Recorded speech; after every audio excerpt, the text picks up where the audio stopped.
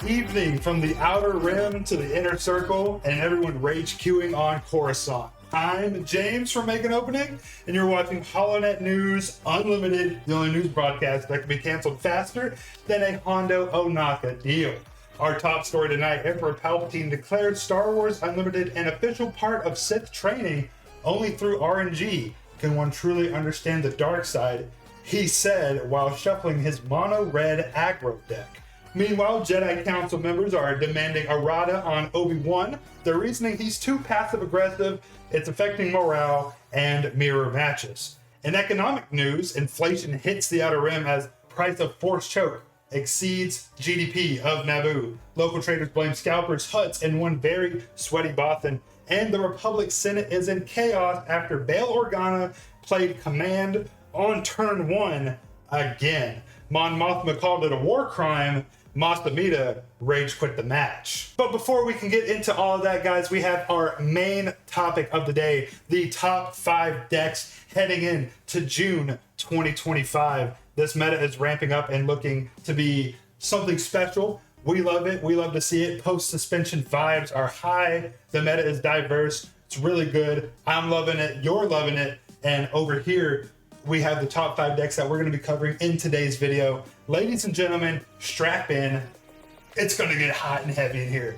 We're covering Rey Datavault. This is the new hotness. It's a 60 card green-blue hero deck. Doing it better than Luke. Doing it better than Finn. Doing it better than Rose Tico. We love to see it. JTL Vader Yellow. This is a budget swarm deck akin to Tarkin from Meta's past, where you only have money for, groceries, not even groceries at this point. Say you pull out a $50 bill and you say, do I want to go out to eat or do I want a brand new Star Wars Unlimited deck that's competitively viable? Hey, you make the decisions, not me. Third on the list, Quinlan Tarkintown. He has lost a step a little bit in the current metagame, but he is still competing with the top dogs. Sabine ECL, the tried and true queen of aggro. She's always going to be a top 5 deck in the meta. We got to cover here, folks. And then, number 1, we have Qi'ra Datavault. This is the top down of June 2025. Without further ado, ladies and gentlemen, let's head into the deck techs. The first deck list we're going to be covering today is going to be Rey Datavault. Before we dive into these top 5 decks that you should be playing in June of 2025, make sure to like, comment, and subscribe downstairs. Do all the fun stuff. Trying something new with this video, if you couldn't tell. So if you like it, make sure you let me know so I do more stuff like this. Maybe it becomes a monthly thing. Maybe it becomes a weekly thing. We'll stay in touch with that. Also, these deck links will be downstairs in the description.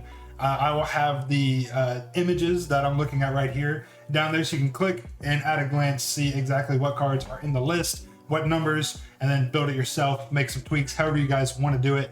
These are the top 5 decks in the meta for a reason, so let's go into why that is. So Rey Datavault is basically as hero control as you're going to get. Not only is it a 60 card deck, this player actually had it up to 62 cards. This is a deck by Savvy22 that I believe got first place at a planetary qualifier, so it's got to be a good deck, guys. Tap in. A bunch of really solid control pieces. We have 3 Fell the Dragons, 2 Takedowns, 1 Rivals Fall, 3 Entrenched if you need to lane dodge completely if they have a really big threat. We have a really good ramp package with 3 Resupply and 2 Spark of Hopes. That way you can get Rey out a little faster, Luke Skywalker out a little faster, Home 1 out a little faster. Again, a bunch of really great cards. And then honestly, like some pretty standard hero control cards in the mix. You have C-3PO and R2-D2 for card filtering, card draw. You're running 3 tech in here for, control games you can last longer. Use that resource row as a second hand. Bright Hope, Mon Mothma combo. You got 2 of each of those. Amazing cards, and in tandem, even more amazing. Got a little bit of restore throughout the deck as well on cards like Sundari Peacekeeper, Clone Deserter, Yoda, and you also have really big finishers like Luke Skywalker in Home 1 yet again. Some of the benefits of playing heroic decks, control decks with, Datavault, obviously, you're getting 33 HP, at the trade-off of 10 additional cards in your deck. Now, the meta has shown over the last month that extra 10 cards doesn't really matter because the game is extremely well balanced. I know yellow, everyone's gonna cry and say yellow's broken. All the cards that have banned have been yellow, blah blah blah. The game is actually really well balanced. If you can very comfortably take a 62 card deck into a meta full of other people playing 50 card decks and come out on top.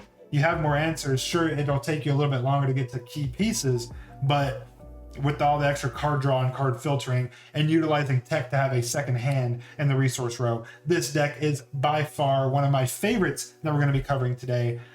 Covering my head is actually covering some cards in the sideboard. So we'll go over that. I might just keep my head here for the rest of the decks. But we have in the sideboard Regional Governor for game 2 and 3. Whenever you know some of the key cards that they want to play early, you can shut them down and get that control going a little bit earlier. We have an additional Rivals Fall to choose sides, which is really fun. If you give them a Fleet Lieutenant, it is a 3/3, but you yoink something huge from them. Or if you give them a Moisture Farmer, you probably don't want to do that actually because it's got Restore, but you get the drift. We have 2 Confiscates and 2 Restock. Restock is going to be for the control mirror matches. And with a deck this size, you can get away with running 2 Restocks. You have a Salvage in the sideboard as well. You get to play a vehicle from your discard, deal a damage to it. You have to pay its cost. This is really good for recurring cards like Cargo Juggernaut, Bright Hope, Home One. If you're in matchups that require those answers to be at a ready, you basically get a 4th copy of those cards. And then, the 2 Confiscates, Defeat and Upgrade. Upgrades are pretty rampant in the meta currently. Pilots, upgrades in general. So Confiscate is just a good there. Honestly, Rey Datavault, I'm going to give this deck a 8 out of 10. I'm a really big fan of Rey. I played a lot of Rey Red, Rey Tarkintown. Rey Datavault, though, I like it. Very cool deck. Next up, the number 4 deck we're going to be covering in today's video. We have Darth Vader Yellow, JTL Vader. Vader from set 4, Vader 4, however you want to call it. We have Darth Vader from JTL in the color yellow. This deck did pretty good at a planetary qualifier. For whatever reason, Melee was giving me a lot of issues. I was trying to grab an actual winning list, but it wouldn't generate the image. This one, I believe, did. This is by Johnny024612 at the Game Grid Spanish Fork. I believe this deck either got 5th or 7th. Either way, solid performance, an amazing performance. Vader Yellow has won. I just couldn't grab those specific deck images for whatever reason. I literally tried to load up like 6 different Vader lists before one image would generate. I don't know if it's a Melee problem. I don't really know. But just looking at it, you can tell that this deck is cheap. It's affordable. The most, in 2 different senses of the word, right? Cheap for card costs and cheap for actual out of your pocket costs as well. The most expensive cards ran in this deck are the Mandalorian and Overwhelming Barrage, and you're never playing the Mandalorian for 7 resources. You're always piloting them for, I believe it's 2 or 3. So you're really you're getting out, things very quickly. Vader, your proper play line is going to make sure you have 2 1-cost ships in your hand in your opening hand. And as you can tell from this list right here, we have 3, 6, 9 turn 1 plays, or not even turn 1 plays, but 1-cost ships that you can play. In terms of turn 1 plays in general, you have a lot more because you're also running 3 Kajimi patrollers. You're running a mercenary gunship in there as well. You never really want to start with Wingman Victor 2 on the ground arena. You're basically never touching the ground arena, and you have ways to interact with it. One of the main reasons you want to have 2 1-drops on the board on turn 1 is because going into turn 2, you want to play Sanctioneer's Shuttle and activate the Coordinate effect. What that is, it is a 3-resource 2/3. It's the one right above me right here, this guy right here. Coordinate is when played, this unit captures an enemy non-leader unit that costs 3 or less. You're essentially taking their turn 1 or turn 2 play and yoinking it, capturing it in the space arena. If you can't get that play resolved, you can also swing with the units you played on turn 1, make a TIE fighter, and then export them for Geonosis Patrol Fighter as well, which is basically a balance. It's extra copies of Waylay to help control the ground side of the board while you're going ham in space. And then basically, sneak a bunch of damage in, If you get Vader onto a clone combat squadron with a bunch of space units out, it's huge. Surprise strike, OB, make your cards bigger and beefier. You have no good to be deads, waylays, and Geonosis patrol fighters to mitigate the damage you're going to be taking on the ground arena, because you are literally never going to touch it. Your pilots could go there in a pinch, but Bocek is going on a ship. Mandalorian is going on a ship. Wingman Victor 2 is going on a ship. That's the point of this deck, right? In the sideboard, we do have some actual cards that go in the ground arena. And by cards, I mean one, it's Sabine ECL. Personally, and I actually don't know if this is a hot take or not. It probably is. I don't think Sabine is that good of a card. Hey, I don't know. It's just, yeah, you play it turn one and you get a card out of their hand. They get to, just draw another one. And, if they only had one turn one play in their hand, you get rid of it. Cool. They don't draw another one. They just, claim and go into turn two. That's cool. It generates some tempo, but I mean, at the end of the day, it's really not that good of a card. But that's really just me talking, especially in the aggro games. That's why it's not in the main board. Against aggro, they're going to have multiple turn one plays. They're going to have multiple options. Even after resourcing, they're probably going to have multiple options, because aggro decks want to lane dodge. If you go space, they go ground. If you go ground, they go space. I just think the overall viability of Sabine, it's good, especially in Cad Bane, obviously with the Underworld synergy, but against aggro decks, with Sabine being one of the top decks in the meta in terms of winning and also just appearance in general, I just don't see it to be that good of a card. You also have Dornian Gunship, Eager Escort Fighter, and Mercenary Gunship in the sideboard, as well as 2 copies of Commandeer for those mirror matchups where you can yoink their vehicles that don't have a pilot on it, which is pretty cool. Using it to take their clone combat squadron to put your own Vader on it, if it's like a Vader Yellow mirror match, is always pretty cool. Igor Escort Fighter is a really slept on card. I love it. It is a 3 resource ambush that has enough power to kill a Millennium Falcon. Han is always popular. Falcon's always a popular card to play. But yeah, that is Darth Vader Yellow. Next up on the docket, we have Quinlan Tarkintown. This deck has seen better days, of course. I am a Tarkintown Quinlan believer. I've been playing Quinlan Tarkintown for a long time. I played him, at the start of the meta, of set 4 meta. I was like, this is the deck I'm going to play. I'm going to get good with. I was originally planning on going to Minnesota for the regionals. Couldn't do that. Probably still going to go to Worlds. So, hey, let me know if you're going to be there. Because I'm going to be there. And it's going to be awesome. But even, pre-ban, post-ban, playing Quinlan a lot. I love this deck, and it has evolved quite a bit. And I actually really like the changes that have been made to Quinlan. And overall, I just think it's a fun list to play. Obviously, if you win the dice roll or whatever turn one, you never want to start the game with the initiative, because your whole point of the game is to ping Tarkintown their turn 1, turn 2 play. That's the main goal. And whenever this meta started, you weren't running cards like Anakin Skywalker, Guerrilla Soldier, X-34 Landspeeder. These are cards that sort of manifested themselves as a result of the meta. And as someone who mained this deck a lot, it's really cool to see, just the meta shift and cards being added and removed and all this stuff. It's really cool. Hidden Sharpshooter as a 4 resource, 4/3, gets rid of a bunch of really good key targets, especially in difficult matchups for Quinlan. And it's just, basically, it's, other than those cards, it's been Quinlan. This is the Quinlan deck from the beginning. You got your Force Throws, Daring Raid, Sparks, Surprise Strikes, Hot Shots. If you can flip Quinlan into a Force Throw, Hot Shot, you're living life, you're living good, you're licking your fingers, you're having a great time. In the sideboard of this one is actually pretty interesting, and I do want to go over it a little bit. Fennec Shand is cool, and you do have a few different costs cards in the deck. You're really not going above 5. You have 1s, 2s, you have 3s, you have 4s, and you have 5s. Han Solo's a 7 cost, so Fennec Shand could be triggered at when do 6 damage. If you sideboard in that Millennium Falcon that's in the sideboard as well, you're looking at more damage, obviously. But Fennec Shand's pretty interesting. I've never ran Fennec Shand as a 7-drop. Personally, I was running Han Solo and Mace Windu. I just think Mace Windu is really fun, especially into aggro decks. If you're able to get Mace Windu out, stall enough to get to that point in the game, he can really help you clean up a board. It's really cool.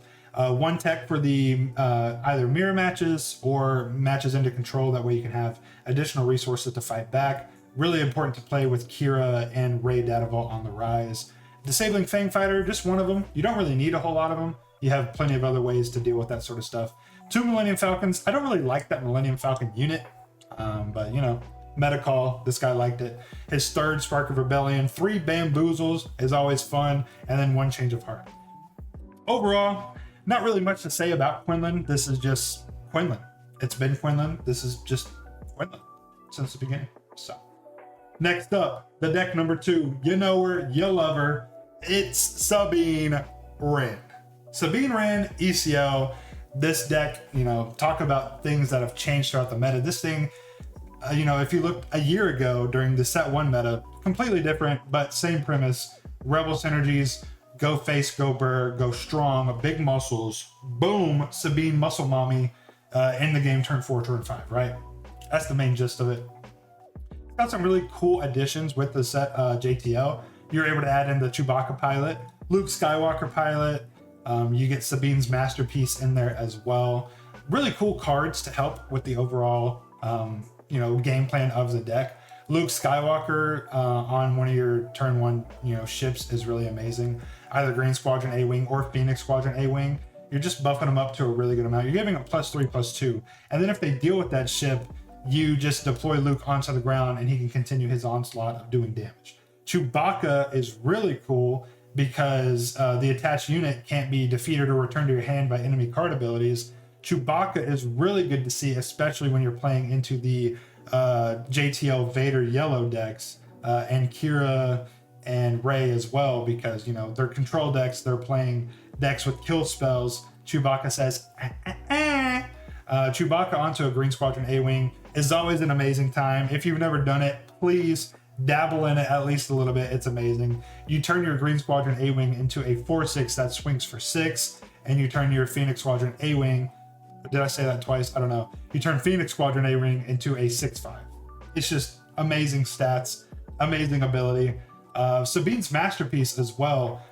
Sabine's masterpiece, we're in a green-red deck, so on attack, if you have a green and a red unit, you're putting an experience token on a unit and you're dealing 1 damage to a unit or a base. If you have both a green and a red unit and you attack with Sabine, you can put an experience token on Sabine's masterpiece and deal damage to a unit or a base. So if you're just going face with Sabine's masterpiece, as long as you have those prerequisites met, you're doing +2 damage every time you swing.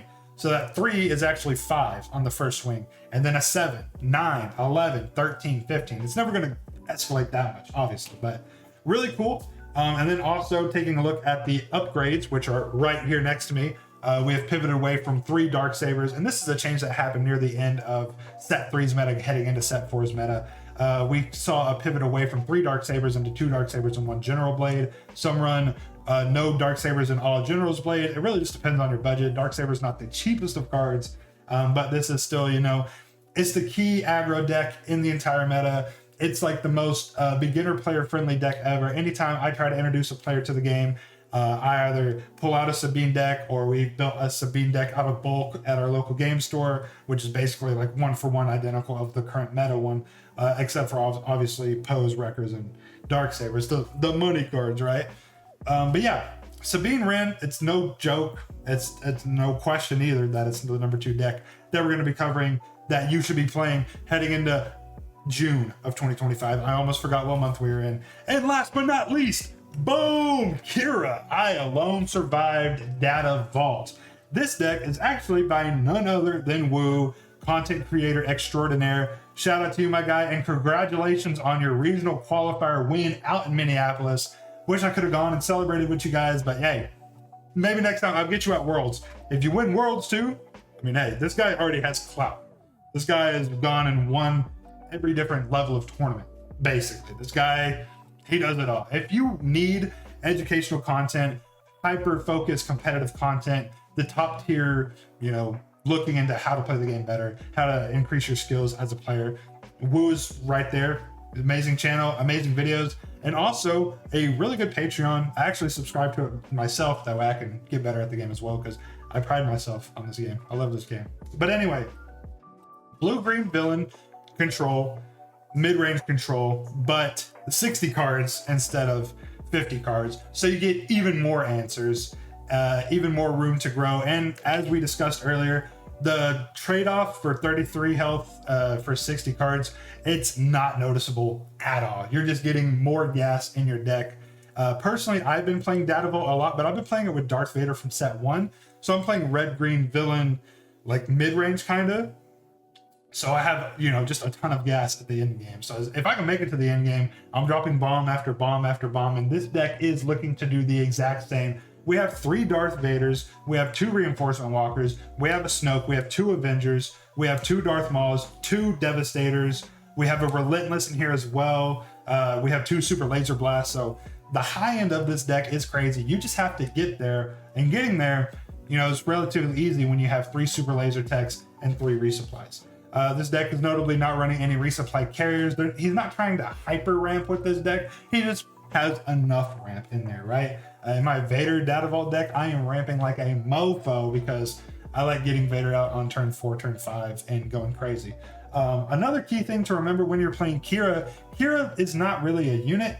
Treat Qi'ra more as an actual event. An event that's doing half damage to everything on the board.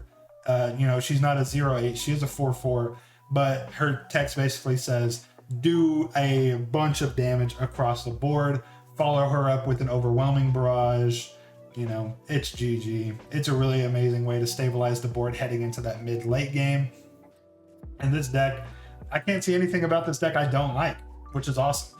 The only thing I can see in this deck actually that I don't like is in the sideboard, there is 1 copy of the Annihilator. I don't know how often that card ever came in, but it probably didn't. Maybe into mirror matches, probably. You get a swing in and you can name Devastator or Super Laser Blast or whatever. It's probably impactful there, but I don't really know. I don't think that card's very good, but in these mirror matches, probably. But as you can see in the sideboard, there's also the additional Reinforcement Walker, Supreme Leader Snoke. We have 2 Arcanon's Assault Cruisers, so if he does want to ramp even more, he has the option to do so. Those probably come in against, mirror match decks as well. That way he can outrace them to the big stuff, if I had to guess. An additional Eagle Escort Fighter and Relentless, also for control. It seems like his sideboard is geared towards mirror matches and control matches. And then 3 Palpatine's Returns, which even more, furthers what I just so when it comes to removal as well, there's a ton of it. Vader's Ambush, Death Troopers when plate damage, Maul's Ambush. What else we got in here? We got Supreme Leader Snoke, -2/-2. That kills a lot of stuff usually. Devastating Gunship, defeating a unit with 3 or less HP. We have Devastator's Windplate, blowing something up. Igor Escort Fighter, Ambush. Fell the Dragon, No Glory, Overwhelming Rush, Power of the Dark Side, Vigilance, 2 Super Laser Blasts. I don't want to sit across the table from this deck. I don't want to do it. This deck is really good. Shout out Woo. And yeah, shout out America. This has been the top 5 decks heading into June of 2025. If you guys liked, make sure to like, comment, and subscribe downstairs below. Coming up after the break, which smugglers are smuggling proxies into tournaments, and is that really a Corset Leia, or is it just Lando in a wig? All that plus weather with Stormtrooper Chad, who missed the forecast by 3 systems. Stay tuned, stay Force sensitive, stay unlimited.